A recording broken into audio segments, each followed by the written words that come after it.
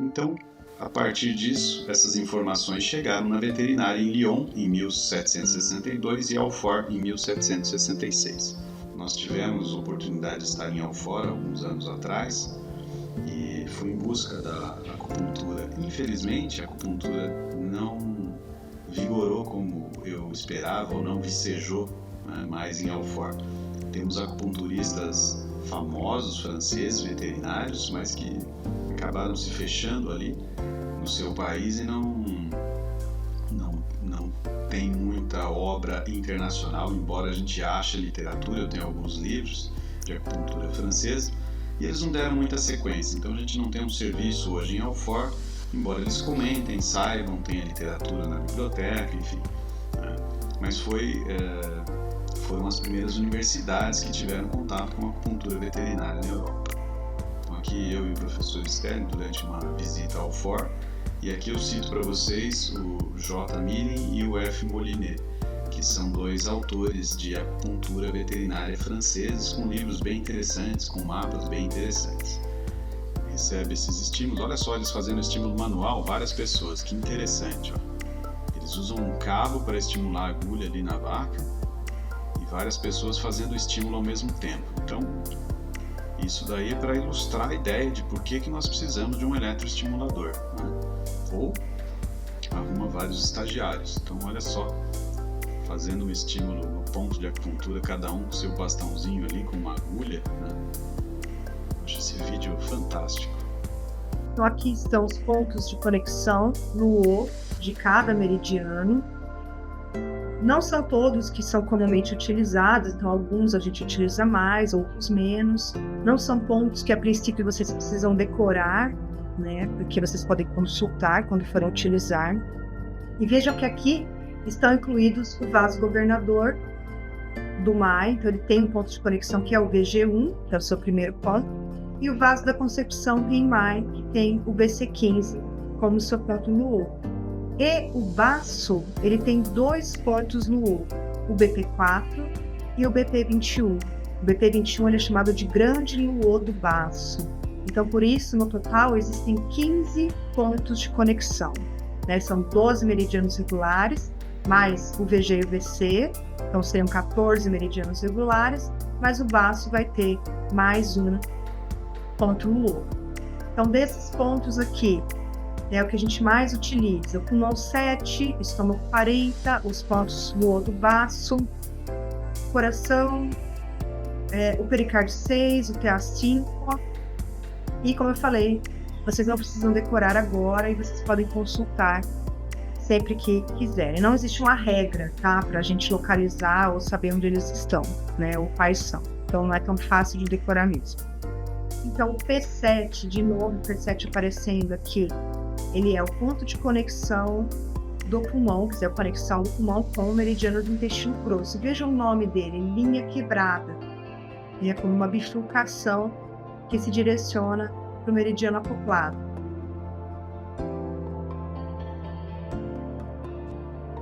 Vamos abordar sobre um pouco, né, sobre esses pontos de acupuntura e mencionados, seus pontos clássicos show. Nessa imagem já observamos em que esse é um mapa do Emil van den Bosch, grande parceiro, amigo, um profissional que trabalha na Bélgica, um belga, já veio para o Brasil, nós já trouxemos ele algumas vezes para o Brasil, e eles têm um mapa, na verdade são os únicos mapas, é o único mapa que tem na literatura, né, Emil van den Bosch, e o que se observa, a diferença entre esses pontos do cão, do ser humano para o cavalo, é que só os pontos TINC são aqueles pontos localizados na região coronária. Seria, vamos dizer, se assemelharia às unhas, né? E esses pontos vão ser tratados com muito detalhamento no futuro. Então vamos primeiro fazer a ideia do raciocínio desses pontos e para a gente fazer depois a sequência de tratamentos dentro dos 5 movimentos. Bexiga 17, esse é um ponto bem importante também. Ele é o ponto de influência do sangue, Shui. Então ele vai influenciar o Shui. Lembra da importância do Xue? Né? Ele está relacionado, ele nutre, né? Porque ele é yin, na sua natureza, ele é mais yin, o Qi, então ele nutre, ele é a base material para a mente, né? Para o Shen, então ele é muito importante para manter a saúde mental e emocional. Ele nutre a pele, os pelos, ele nutre os tendões e ligamentos, os olhos, enfim. Então tem diversas funções importantes. Então o Bexiga 17, ele vai ser um ponto que vai influenciar o sangue de várias maneiras. Então, se houver deficiência de sangue, tem indicação para usar o Bexiga 17. Se houver estagnação de sangue, há indicação para usar o Bexiga 17. Se houver calor no sangue, que é uma condição patológica também. Então ele pode ser usado para qualquer tipo de alteração de desarmonia do Shui. O cão, ele também vai começar dorsal ao canto interno do olho, no Bexiga 1.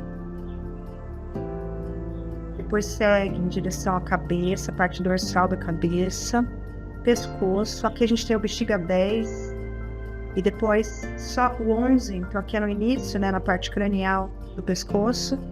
E o Bexiga 11 aqui já na escápula. E é aqui que o meridiano se bifurca nos mapas nos cães. E aqui, então, ele se bifurca em 2 ramos, né? Um ramo que a gente chama de lateral, de externo, e um ramo que a gente chama de interno. E esses ramos vão se unir aqui no poplite, no Bexiga 40.